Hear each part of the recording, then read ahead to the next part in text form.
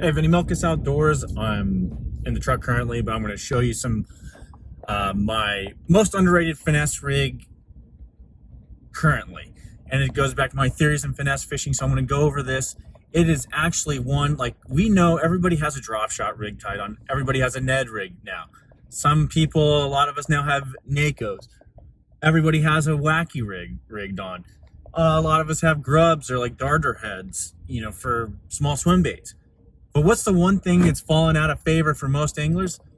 That's the split shot rig. I want to show you some things about the split shot rig, how I rig it or what I use to rig it with, one of the reasons why I fish it, where I fish it, and one little cool trick with the split shot rig. And it's kind of situationally dependent, but man, it could really drive some fish crazy. And there's a reason why I fish the split shot rig, and I usually have it on certain reservoirs, bodies of water at certain times of year that I have it rigged on. I've won some money off of it, and it is a go-to rig at certain times of the year in certain reservoirs, like I said. So here we go. I'm going to show you this.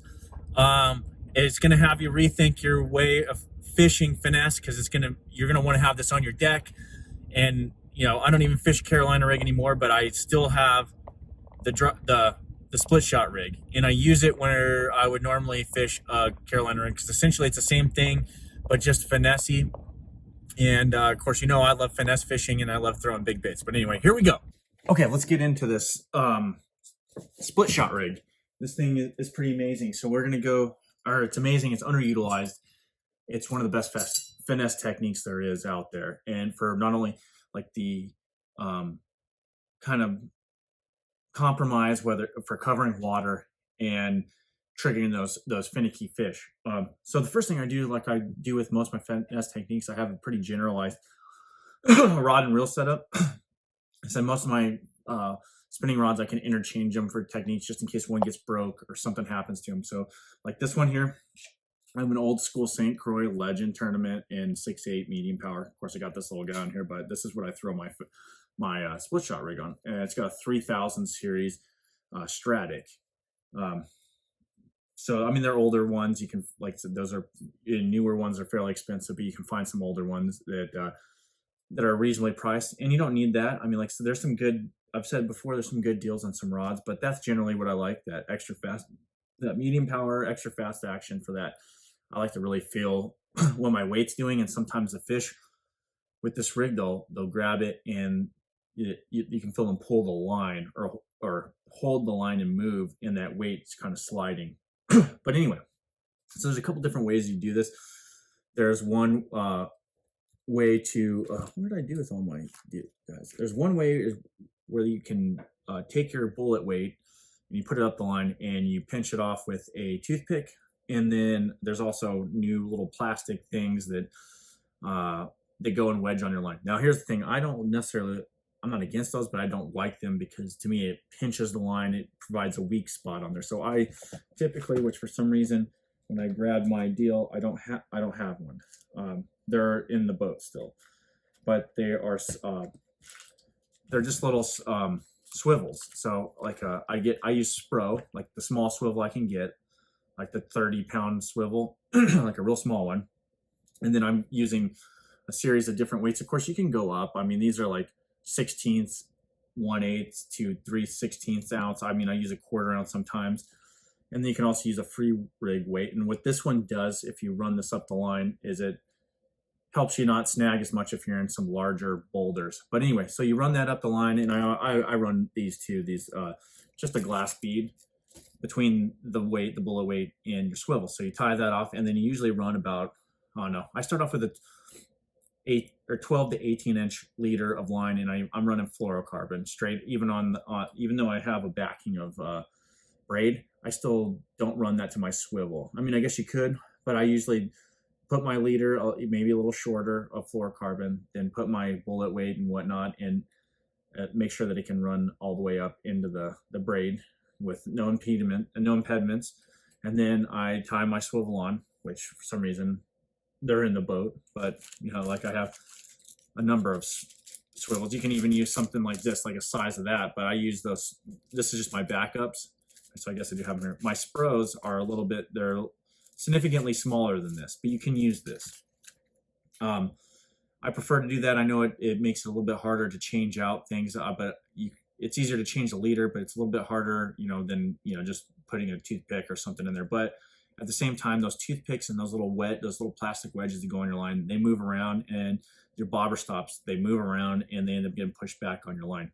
So I'd rather just deal with the swivel. The swivel also allows the line not to get twisted up. If you have a worm that is slightly off, or you rig it a little different and it spins. So anyway, 12 to 18 inch leader. And here's what I do. So there's a couple different hooks I use for this rig, because this is more finessey than a Carolina rig, but it serves the same purpose. So I'm either using, this is the Gamakatsu drop shot split shot hook, which I use for my drop shotting.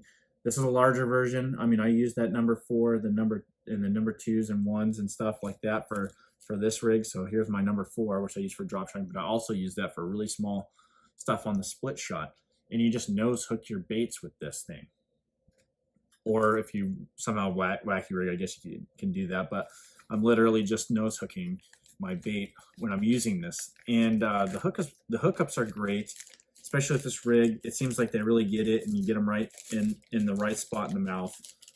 But here's like an example of a worm that I would use. This is like a 4-inch fat robo worm, or the 4.5s. Go up to the 6 on this, but I would just nose hook it, maybe even go like this to keep it weedless. But usually I go all the way through with this rig. Now, chances are about 95% of the time, what I'm actually using is a regular offset worm hook, which here's an example. It's a Gamakatsu offset, but it's a small version, like a number 4, real small finesse. I know a lot of guys don't like doing that, but I do.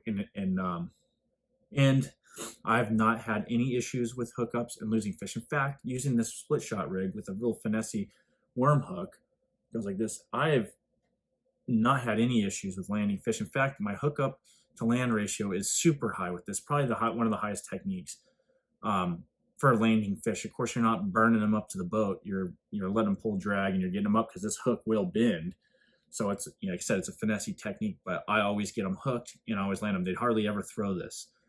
That's one of the great things about fishing with this offset hook and this small split shot rig is just the hookup ratio and land ratio is so high. But like I said, I've won a lot of tournaments, or not a lot of, I've won a lot of money.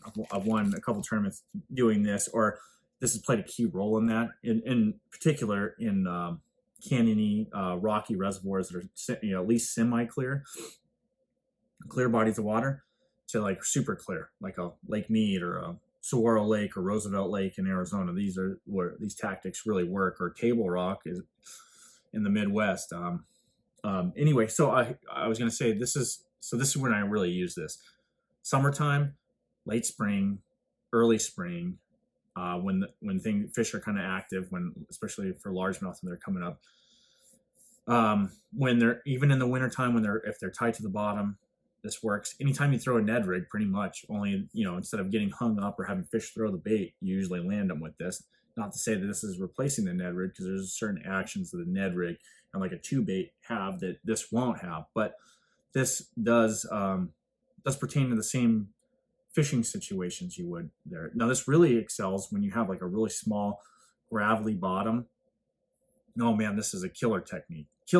So find those real gravel, long sloping points and whatnot, and you just drag this thing around and you really have no issues. And here's the tip I'm going to give on this. So most people know how to do a split shot rig or a Carolina rig or whatnot, but one of the things is, so if you have a muddy bottom or that gravelly mixed bottom, I'm going to give you this because this is cool. So what I like to do, if everybody else, especially if there's a lot of pressure around, or you got spotted bass or smallmouth around, this really helps too. Instead of running this rig where the bullet weight is going up the line like everybody does, you traditionally do that, and that's, it's just aerodynamic. It just works out. You flip this thing so the glass bead's here, and you have what it creates is a lip. And when you're dragging down on the bottom, it actually stirs mud up like a crayfish would when he's skitting around the bottom. Stirs mud up, it creates a little disturbance, and it aids in fish attracting, something that they're not used to seeing. They see this little skit, little dust billows of coming off the ground and things turning over rocks, and they assume I would imagine it's something very similar to the crawfish, and they come over there and then they see that little 4-inch worm, and it's almost irresistible at times. But that's my little tip on that. Now they go to the worm. So I didn't think I hit this, but I use these, robo worms, 4.5-inch to 6-inch. I got shad colors, and then your traditional darker crayfish colors. I mean, I keep it pretty simple on that. Summertime I'm using, springtime I'm using those crayfish colors and the reds and whatnot. And when we get into summer, I transition to these summer shads and into the winter time. And then it depends on the water clarity too. If I'm fishing pretty deep with it, I like to go to those purples where they can really, it stands out with the water fusion. If it's shallower, then I do stay with those lighter colors. But this one is good for deeper water too, because it's got a blue, and blue is one of those colors that also permeates further down the water column like a purple. But I think that's it. That should get you started. If you haven't tried this, try it. It's really that good line between covering water and staying finessey, this rig, and it's kind of fallen along the wayside over the years, and it's so effective. I think that with all the pressure we're getting in a lot of these lakes and a lot of people throwing the same finesse stuff, that if you revert back to some of these older techniques, that you're going to be surprised at the success that you'll achieve against, especially in a tournament situation or just having fun.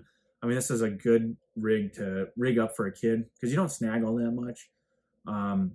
Usually you can get through snags with these small weights and whatnot, and you let a kid drag this on the bottom because that's what you want to do, is kind of drag it. And it's almost like, it reminds me of trout fishing a little bit when you split shot down a stream. So it's a good rig for a kid. It's a good rig for somebody in the back of the boat as well.